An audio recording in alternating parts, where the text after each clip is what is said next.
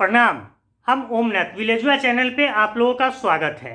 आज हम बात करेंगे वन नेशन वन इलेक्शन पे। अब इसमें क्या है कि मई 2014 में जब मोदी सरकार केंद्र में आई, उसके कुछ दिनों के बाद से ही ये चर्चा का विषय बन गया। लेकिन आप कहिएगा कि मई 2014 की बात हम आज क्यों कर रहे हैं। नहीं, क्योंकि अभी हाल फिलहाल के दिनों में संविधान दिवस का मौका था। वहाँ पे प्रधानमंत्री मोदी जी ने फिर से इस चीज़ का जिक्र किए कि एक देश एक चुनाव, वन नेशन वन इलेक्शन होना चाहिए। और वो बार बार कहते आए हैं कि इस तरीके से अब सब पार्टियों में बातचीत होनी चाहिए कि ये चुनाव होना चाहिए। वहीं जो लोग इसके पक्ष में हैं, वो अब कौन कौन पक्ष में है ये भी हम बताएंगे, क्योंकि कितनी तमाम पार्टियां हैं। लेकिन जो लोग इसके पक्ष में हैं उनका तर्क है कि लोकसभा विधानसभा चुनाव साथ होने से खर्चा कम आएगा चुनाव का, और डेवलपमेंट वर्क भी नहीं रुकेगा। वहीं जो लोग विपक्ष में हैं उनका कहना है कि वोटर स्थानीय मुद्दों की बजाय राष्ट्रीय मुद्दों पर वोटिंग करेंगे, जिससे एक पार्टी को ही सिर्फ फायदा होगा। अब चुनौतियां भी हैं इसमें कि ये आखिर होगा तो होगा कैसे होगा। लोकसभा और विधानसभा का कार्यकाल 5 साल का होता है, 5-5 साल का। लोकसभा को राष्ट्रपति ही भंग कर सकते हैं। विधानसभा भंग करने के लिए दोनों सदनों की मंजूरी की ज़रूरत है। ये माने एक पेच है। अब बात ये उठती है कि बहस का मुद्दा तो ये उठ गया है, लेकिन क्या है वन नेशन वन इलेक्शन, इस पे भी थोड़ा फोकस करते हैं। वन नेशन वन इलेक्शन, एक देश एक चुनाव, मतलब ये हुआ कि पूरे देश में एक साथ लोकसभा विधानसभा का चुनाव हो। और आज़ादी के बाद 1952, 1957, 1962 और 1962 के बाद 67 में लोकसभा और विधानसभा के चुनाव एक साथ ही होते थे। लेकिन 1968 और 1969 में कई विधानसभाएं समय से पहले ही भंग कर दी गई। इसके बाद 1970 में लोकसभा भी भंग कर दी गई। इस वजह से एक देश एक चुनाव की परंपरा टूट गई। अब इसी परंपरा को आगे लाने के लिए ये प्रधानमंत्री जी का कहिए अपना विजन है कि ये होना चाहिए फिर से शुरू। तो इसमें कोई बुराई नहीं है, लेकिन कुछ पेच है। अब क्या वास्तव में इसकी ज़रूरत है? लोग ये भी जानना चाहेंगे कि क्या वह एक देश एक चुनाव होना वास्तव में ज़रूरत है। आपको हम कुछ थोड़ा वो पढ़ के बता रहे हैं। दिसंबर 2015 में लॉ कमीशन ने वन नेशन वन इलेक्शन पर एक रिपोर्ट पेश की थी। अब उसमें कहा गया था कि अगर एक समय लोकसभा विधानसभा के चुनाव कराए जाते हैं तो इससे करोड़ों रुपए बचाए जा सकते हैं, और चुनाव आचार संहिता बार बार नहीं लगेगा, विकास कार्य पर भी इसका असर नहीं पड़ेगा। इन्हीं बातों को ध्यान में रखते हुए सिफारिश की गई थी कि देश में एक साथ चुनाव कराए जाने चाहिए, लोकसभा और विधानसभा के। तो ये आपका क्लियर हो गया कि क्यों ये ज़रूरी है, क्योंकि इसमें पैसा का माने वो खर्चा कम होगा, और डेवलपमेंट वर्क ज़्यादा होगा, क्योंकि आचार संहिता बार बार नहीं लगेगी इसलिए। तो क्या चुनावी खर्चा सरकारी है, ये भी आपके जानने की इच्छा होगी। बिल्कुल, चुनावी खर्चा सरकारी होती है, क्योंकि उसमें अपने जो पार्टी जो करती है खर्चा, वो चुनाव प्रचार प्रसार में अपना करती है। लेकिन ईवीएम मशीन, तमाम इधर से उधर ट्रांसपोर्टेशन, और तमाम तरह का जैसे काउंटिंग का व्यवस्था कराना, वहाँ पूरा फोर्स का सिक्योरिटी देना, ये सब चुनाव में जो खर्चा होता है वो टैक्स पेयर का पैसा लगता है, हमारा आपका पैसा लगता है। जो टैक्स पे करते हैं उनका पैसा लगता है। पार्टी तो अलग से प्रचार के लिए वो 10 रथ करे, 25 रैली करे, वो अलग अलग है, वो पार्टी का पैसा है। लेकिन टैक्स पेयर का भी पैसा चुनाव में खर्चा लगता है। ये आपको क्लियर हो जाना चाहिए। ऐसा नहीं है कि सिर्फ पार्टी का ही पैसा लगता है, सरकारी धन भी लगता है, और बहुत ज़्यादा लगता है। तो आपको हम कुछ आंकड़ा बता रहे हैं, इससे आपको अनुमान लग जाएगा कि आखिर कितना पैसा खर्चा होता है चुनाव में। बहुत ज़्यादा अमाउंट खर्चा होता है जो सरकार करती है। तो जानिए लोकसभा चुनाव कराने में कितना खर्च आता है। इलेक्शन कमीशन के मुताबिक, इलेक्शन कमीशन के अनुसार 1952 में जब पहली बार लोकसभा चुनाव हुए थे, तब 10.52 करोड़, 10 करोड़ 52 लाख रुपया खर्चा हुआ था पहला लोकसभा चुनाव में। उसी तरीके से 1957 में 5 करोड़ 90 लाख, 1962 में 7 करोड़ 32 लाख, 1967 में 10 करोड़ 79 लाख, 1971 में 11 करोड़ 60 लाख, 1977 में 23 करोड़ 3 लाख, 1980 में 54 करोड़ 77 लाख, 1984-85 में 81 करोड़ 51 लाख, 1989 में बढ़ के हो गया आंकड़ा 154 करोड़ 22 लाख, 1951-92 में चुनाव हुआ था, उसमें लग गया था आपको 359 करोड़ 10 लाख। उसके बाद 1996 में 597 करोड़ 10 लाख, 1998 में 666 करोड़ 22 लाख, 1999 में 947 करोड़ 68 लाख, 2004 में 1016 करोड़ 8 लाख, 2009 में 1114 करोड़ 38 लाख, उसके बाद 2014 में 3870 करोड़ 34 लाख। ये सोर्स जो है ECI-gov.in के अनुसार ये सोर्स हम वहाँ से उठाए हैं। उसके बाद ये तो हुई लोकसभा चुनाव खर्च की बात, लेकिन विधानसभा चुनाव में जो खर्च हुआ है इसका एग्जैक्ट आंकड़ा या फिगर न किसी के पास है। अब लेकिन कुछ जो मैंने आंकड़ा है उसको भी हम आपको बता रहे हैं।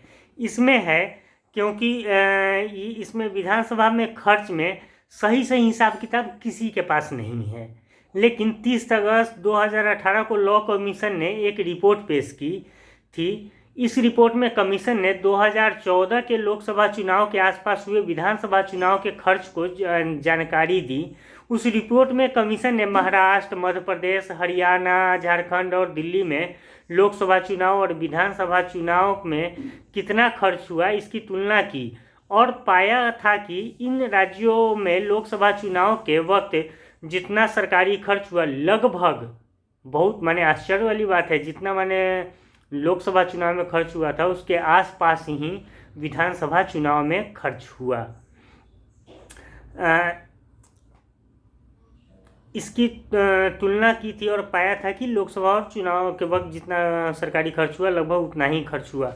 आपको कुछ हम उदाहरण के साथ बता रहे हैं जिससे आप लोग समझिएगा और इसके पक्ष में आप लोग अपना मत व्यक्त कीजिएगा कभी भी, क्योंकि ये कोई पॉलिटिकल स्टंट नहीं है, ये देश की बात है, इसलिए आप लोगों को हम ये अवगत कराना चाह रहे हैं। हरियाणा में लोकसभा में खर्च हुआ था 28 करोड़ 90 लाख, 28 करोड़ 90 लाख हरियाणा में चुनाव कराते समय। वहीं हरियाणा के विधानसभा में 90 सीट पर विधानसभा का चुनाव हुआ था जिसमें खर्च आया था 33 करोड़ 72 लाख। अब झारखंड में लोकसभा में खर्च हुआ था 89 करोड़ 47 लाख, हाँ 89 करोड़ 47 लाख। वहीं 81 सीट विधानसभा में उस पर खर्च हुआ था 85 करोड़ 93 लाख। अब देखिए ये झारखंड हो, बिहार हो, उड़ीसा हो, ये सब गरीब राज्य है, माने यहाँ कोई ज़्यादा होप नहीं है, उम्मीद नहीं है। अब यहाँ पे इतना अगर खर्च हो जाए चुनाव में, अगर इसको एक साथ करके खर्च कम करके वही पैसा, टैक्स पेयर का ही पैसा, हमारा पैसा, आपका पैसा अगर कहीं लगाया जाए, माने डेवलपमेंट के काम पे, रोजगार के काम पे, तो ये राज्य ज़्यादा सुंदर और सुदृढ़ होगा। ये तो आप समझ पा रहे हैं, इसीलिए ये प्रोग्राम बनाने का मेरा यही उद्देश्य है। वहीं मध्य प्रदेश, हाँ मध्य प्रदेश भी बहुत ऐसा नहीं कि बहुत एडवांस है। अब मध्य प्रदेश में लोकसभा में खर्च आया था 198 करोड़ 81 लाख। वहीं 230 विधानसभा सीट पे जब चुनाव हुआ था विधानसभा में, तो वहाँ खर्च आया था 130 करोड़ 81 लाख। वहीं दिल्ली के लोकसभा चुनाव में 34 करोड़ 50 लाख खर्चा हुआ था। वहीं 70 विधानसभा सीट है, उसमें खर्च आया था 98 करोड़ 76 लाख रुपया खर्च आया था। वहीं उसके बाद महाराष्ट्र में हुआ था, तो महाराष्ट्र में लोकसभा चुनाव में जो खर्च आया था वो आया था 487 करोड़ खर्च आया था लोकसभा चुनाव में। वहीं 288 सीट पर विधानसभा में खर्च आया था 461 करोड़ 86 लाख आया था खर्च। तो महाराष्ट्र तो बहुत डेवलप कंट्री है, लेकिन तमाम जो जैसे दिल्ली भी डेवलप है, लेकिन मध्य प्रदेश, झारखंड, हरियाणा, उड़ीसा, छत्तीसगढ़, हिमाचल, उत्तराखंड, यहाँ कोई उद्योग धंधा उस लेवल का नहीं है। जो महानगर और नगर की बात करते हैं, आप कागज़ पे कुछ भी बना दीजिए, लेकिन जो बड़े राज्य हैं वहाँ पे बड़े राज्य छोटे राज्य से मतलब नहीं है। इसमें ये है कि बड़ा राज्य और छोटा राज्य जो भी हो, लेकिन सबसे ज़्यादा प्रभाव वो करता है जो ज़्यादा डेवलप हो, विकसित हो, जहाँ फैक्ट्री हो, जहाँ रोजगार हो, वहीं लोग पलायन भी करते हैं। पलायन का भी कारण यही सब है, बहुत खर्चा होना। तो क्या अब इसके बाद हम पूछ रहे हैं, थोड़ा पढ़ के बता रहे हैं, तो क्या 7 चुनाव कराने से खर्च बचाया जा सकता है? ये आप लोगों का सवाल है। बिल्कुल बचाया जा सकता है। हाँ, एक साथ चुनाव कराने के पक्ष में बोलने वाले यही तर्क देते हैं कि लॉ कमीशन और नीति आयोग की रिपोर्ट में यही कहा गया है कि अगर 7 चुनाव होते हैं तो इसमें खर्चा काफ़ी कम किया जा सकता है। लेकिन 7 चुनाव कराने से खर्च कितना बढ़ेगा, कम होगा, इसका आंकड़ा रिपोर्ट में नहीं दिया गया है, क्योंकि अभी हुआ नहीं है। जब होगा तो होगा, लेकिन अनुमान है। लेकिन 7 चुनाव कराने से थोड़ा खर्च जरूर बढ़ेगा, पहली बार थोड़ा खर्च जरूर बढ़ेगा, लेकिन इतना नहीं जितना अलग अलग चुनाव कराने पर बढ़ता है।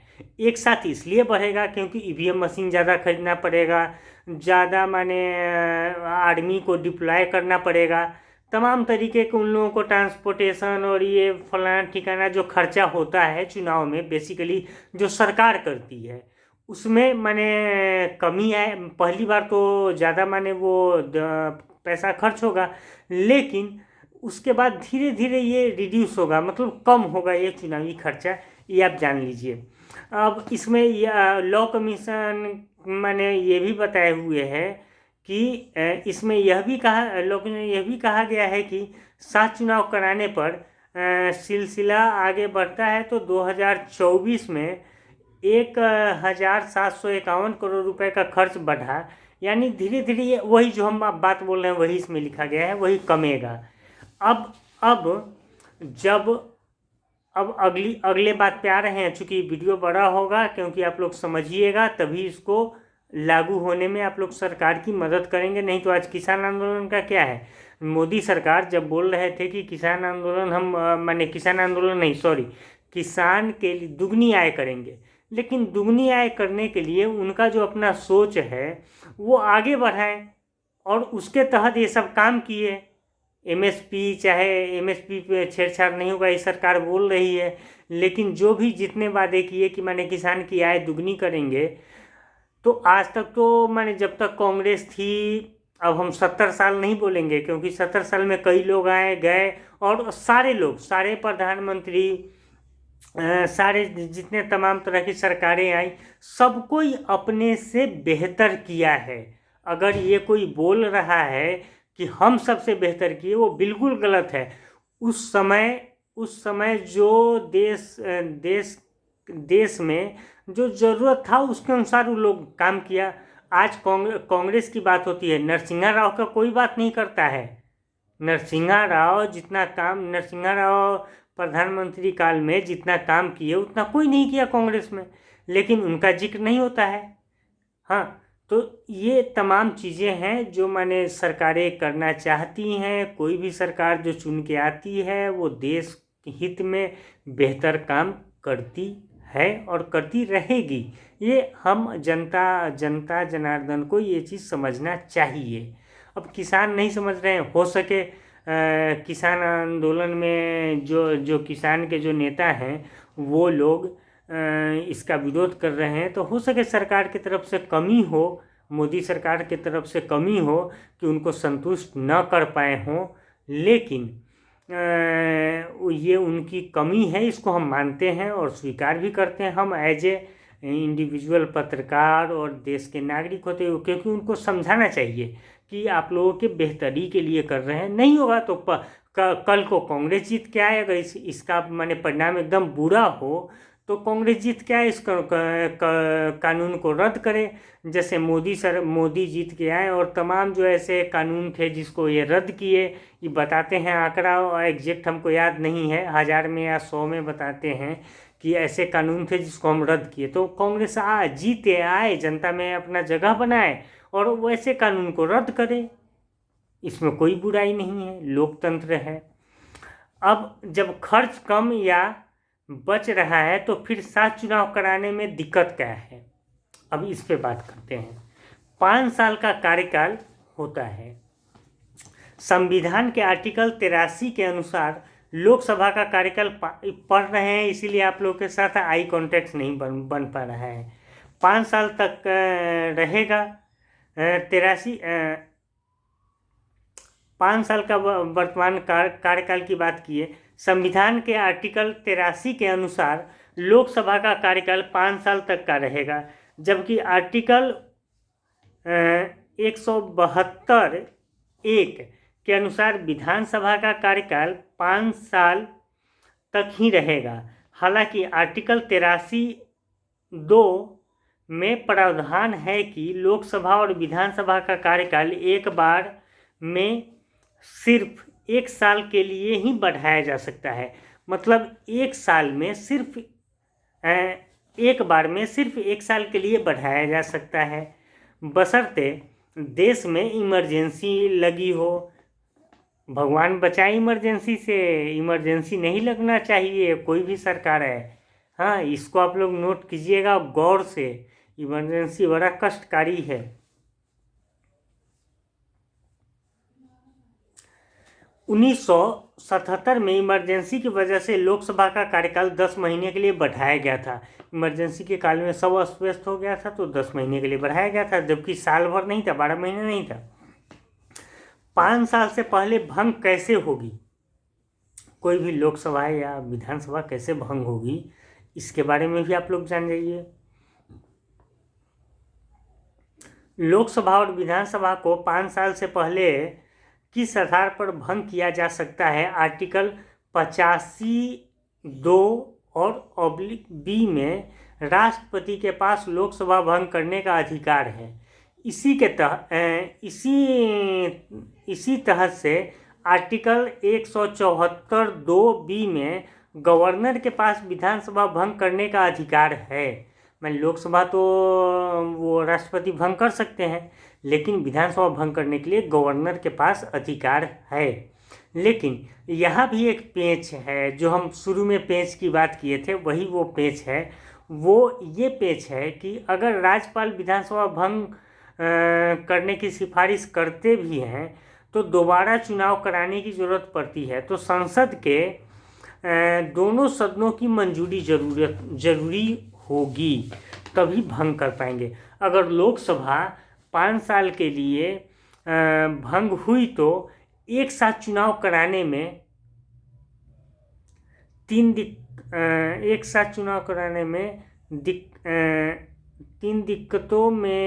दिक्कत ये उस समय 3 दिक्कत आएगी।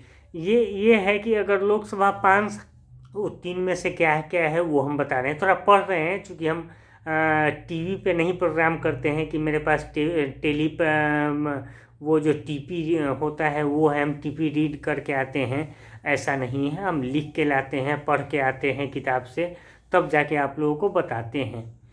तो इसमें क्या है कि 3 दिक्कत ये है कि अगर लोकसभा 5 साल से पहले भंग कर दी गई तो क्या होगा, क्योंकि अभी तक लोकसभा 6 बार 5 साल से पहले भंग कर दी गई, जबकि एक बार इसका कार्यकाल 10 महीने के लिए बढ़ाया था। मतलब अगर साथ में चुनाव हो भी जाते हैं और लोकसभा समय से पहले भंग कर दी जाती है तो स्थिति दोबारा से वही बन जाएगी जो अभी है। माने अगर बार बार भंग कर दिया जाए, विधानसभा का सीट ठीक ठीक है, वो हर 5 साल पे हो रहा है, लेकिन लोकसभा में सरकार गिर जाए किसी कारण से, फिर भंग हो जाए, तो इसमें क्या इस परिस्थिति या स्थिति उत्पन्न होगी, इस पे बात करते हैं। तो लोकसभा से पहले से चुनाव हो जाती है और लोकसभा से पहले भंग कर दी जाती है तो स्थिति दोबारा वही हो जाएगी। वही बात जो मैंने हम पढ़े थे वही जो अभी है, माने वर्तमान में जो चल रहा है, यानी हम फिर वर्तमान की स्थिति में पहुंच जाएंगे। तो क्या फिर कैसे हो सकता है साथ चुनाव? अब साथ चुनाव कैसे होगा, इसमें वो लॉ कमीशन जो बताया है उसके अनुसार आपको बता रहे हैं। देश में दोबारा फेज कैसे होगा उसके अनुसार देश में दो फेज बोलते हैं चरण, चूँकि हमारे यहाँ फेज का मतलब बिजली के पॉइंट से होता है, लेकिन इसको बोलते हैं चरण। 2 चरण में चुनाव कराए जा सकते हैं। पहले फेज में लोकसभा के साथ ही कुछ राज्यों के विधानसभा के चुनाव भी कराए जा सकते हैं। दूसरे फेज में बाकी बचे हुए चुनाव साथ में करवा दें। हालांकि इसके लिए कुछ राज्यों का कार्यकाल बढ़ाना पड़ सकता है और कुछ का भंग करना पड़ सकता है। ये एक ऑप्शन है जो कि हम लोग इसको मेंटेन कर सकते हैं। लेकिन वही राजनीति तो हर चीज़ों पे होती है और इस पे भी होगी, ये आप लोगों को पता है, हमको पता है। लेकिन जनता विवेक से काम ले। जो लोग माने इसको हम बाद में बताएंगे कि हाँ क्या है। तो क्या राजनीति पार्टियां मानेंगी जिन्हें ये करना है? अब मज़े की बात सुनिए, प्रधानमंत्री जी कह रहे हैं कि माने ये सब होना चाहिए, लेकिन अब जुलाई 2018 में लॉ कमीशन ने एक साथ चुनाव को लेकर राजनीतिक पार्टियों की एक मीटिंग बुलाई थी। सिर्फ 4 पार्टियों ने ही इसका समर्थन किया था, जबकि 9 विरोध में थी। 4 पार्टियां इसके समर्थन में थी, 9 विरोध में थी। समर्थन किया, जबकि 9 पार्टियां विरोध में थी। अब भाजपा और कांग्रेस ने इस पर कोई पत्ता नहीं खोला। अब प्रधानमंत्री जी इसको मैंने बोले, लेकिन उनकी पार्टी ही इस पर पत्ता नहीं खोली कि वो क्या चाहती है। चुनाव कराना चाहती है, माने वन नेशन एक देश एक चुनाव कराना चाहते हैं या नहीं, 1 नेशन 1 इलेक्शन कराना चाहते हैं या नहीं, इस पर भी पता नहीं खोली। तो ये थोड़ा संशय रखता है आम जनता में। लेकिन वो भी माने इसको पॉलिटिकल मूवमेंट नहीं देना चाहते हैं। वो चाह रहे हैं कि देश के हित में ये काम हो, इसलिए उनकी पार्टी पीछे हट गई, हो सकता है, ये मेरा अपना मानना है। और उसमें कांग्रेस और बीजेपी कोई राय नहीं दी। विरोध करने वाले पार्टियों की कई चिंताएं भी थी। उनका कहना था कि अगर साथ चुनाव कराने के कारण समय से पहले विधानसभा भंग कर दी गई और चुनाव में रूलिंग पार्टी का गठबंधन हार गई, तो पार्टी का ये भी कहना है कि अगर वोट स्थानीय मुद्दों की बजाय, जो हम आपको शुरू में बताए थे वही बात इसमें कही गई है। तो ये तमाम तरह के पेच हैं। इससे अगर हम आप जनता अगर सरकार को जो भी सरकार हो, ये नहीं कह रहे हैं कि मोदी आए या कांग्रेस आए या बीजेपी, माने मोदी मतलब बीजेपी, कांग्रेस मतलब राहुल गांधी, कोई भी आए, इससे कोई मतलब नहीं है। ये हमको आपको सोचना है, बुद्धिजीवी वर्ग को सोचना है, जो चाहे जो तमाम जनता है उसको, उनको भी सोचना है, क्योंकि ये देश हित में है और इसको लागू होना चाहिए। अगर देश हित में नहीं होता तो आज़ादी के बाद ही ये चीज़ लागू नहीं होता, और इसको लागू करना हमारा आपका उद्देश्य होना चाहिए। नमस्कार, प्रणाम। ये थोड़ा ज़्यादा बड़ा हो गया है, क्योंकि इसमें बहुत सारा पॉइंट था जो कि क्लियर करना ज़रूरी था। और बड़ा से मतलब नहीं है, जो लोग हमारे समर्थक हैं, हमारे ये सोशल जो लोग हमको सुनते हैं, वो हमारे एक परिवार की तरह हैं, और उनसे हम बात करते हैं। उनको अच्छा लगे तो वो हमको सजेशन दे, बुरा लगे उसमें भी बताएं कि आप यहाँ पे इस मुद्दे पे गलत किए हैं, तो उसको हम सुधारेंगे। और हम भी तो सीखते हैं ना, हर कोई सीखता है, चाहे कोई भी हो, एक डॉक्टर हो, एक इंजीनियर हो। जैसे इसका एक उदाहरण बता रहे हैं, अभी एक लखनऊ, यूपी में ही, लखनऊ नहीं बोलेंगे क्योंकि यूपी में एक जुड़वा बच्चा दो था, तो उसका पेट वेट से जुड़ा हुआ था, और वो लोग ऑपरेशन करवाने के लिए तमाम जगह गए। थोड़ा मिडिल क्लास के थे, तो उनके पास उतना पैसे नहीं थे। लेकिन वो प्रधानमंत्री जो 5 लाख का जो योजना लाए हैं, उसका एग्जैक्ट हमको नाम अभी याद नहीं आ रहा है, वो उसके थ्रू लोग करवाए। और डॉक्टर लोग भी जो लोग किए, वो लोग पहले माने एनिमल पे ट्राई किए, जानवरों पे ट्राई किए, और उसका ऑपरेशन सफलपूर्वक बनाए, और उसके बाद उस बच्चे दोनों को अलग किए। और ये बड़ी सफलता है हमारे, माने दिल्ली में नहीं हुआ, इतना पता है ना, दिल्ली में हुआ ना दिल्ली एम्स में हुआ, ये यूपी के लखनऊ या BHU कहीं कहीं पे हुआ था। तो ये हमारे आपके लिए बहुत बड़ी उपलब्धि है। तो इसको सोचिए कि सरकार जो है वो अच्छा करती है, और सरकार तो अपने सरकार के चलने की एक अपनी रवायत होती है, लेकिन पॉलिटिकल पार्टी के चलने की एक अपनी रवायत होती है। वो जब पब्लिक का मूड जैसा देख लेते हैं वैसे चलते हैं, लेकिन सरकार तो वैसे ही चलती है जो आज तक चलती आई है, और वो उसके हित में पहला राष्ट्र है, उसके बाद व्यक्ति है, उसके बाद जो भी है वो सब देखते हैं। नमस्कार, प्रणाम, धन्यवाद। आप लोगों को ये वीडियो कैसा लगा? अच्छा लगा उस पर भी कमेंट कीजिए, बुरा लगा उस पर भी कमेंट कीजिए। धन्यवाद, प्रणाम।